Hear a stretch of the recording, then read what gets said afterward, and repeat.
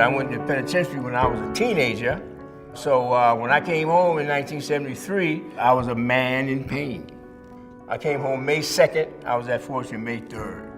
May 3rd of 1972 was my new birth.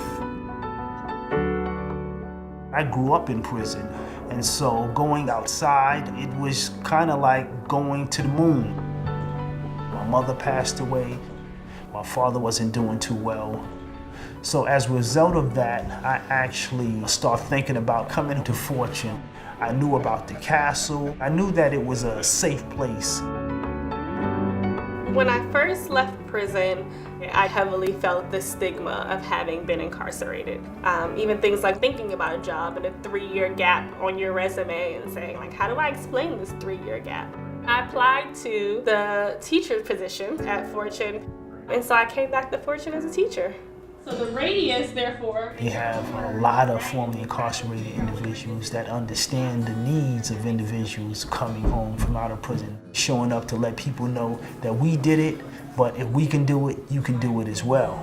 Your options are... I taught a youth class, and a lot of them saw themselves the way they were portrayed by society. I'll never be more than a criminal, or I'm a thug, and that's what it is. So the first time I shared that I was formerly incarcerated, everyone was like, you're lying, like they don't believe you. And I said, well, why not? Well, you don't look like a person that's formerly incarcerated. You don't speak like a person that's formerly incarcerated. You just gave me the answer, right? But at the end of the day, like your life is what you make it. You are not defined by kind of this one mistake. I seen somebody's back in the house. And for me, the highlight of the week was those Thursday evening community meetings where you could actually gather with formerly incarcerated individuals and you can put yourself out there and don't have to worry about getting it wrong. I'm not here for pity or sympathy. Fortune creates that environment for you. Fortune to give you that love. Fortune to give you that confidence. Fortune will give you the will to change. Each time I thought about picking up using drugs again, each time I thought about committing a crime somewhere, I had people I can come to, speak to about the feelings, you know.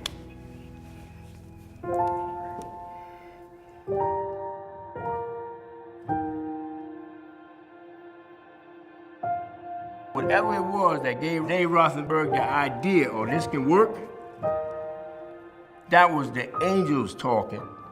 Whatever it was that motivated that man to do this, this is the result of that seed. And this is the tree right now. When you walk into Fortune, there's definitely an aura. We're building people. That's exactly what we're doing. Fortune chooses to see the beauty in people rather than see the ugly. Fortune don't give up on people.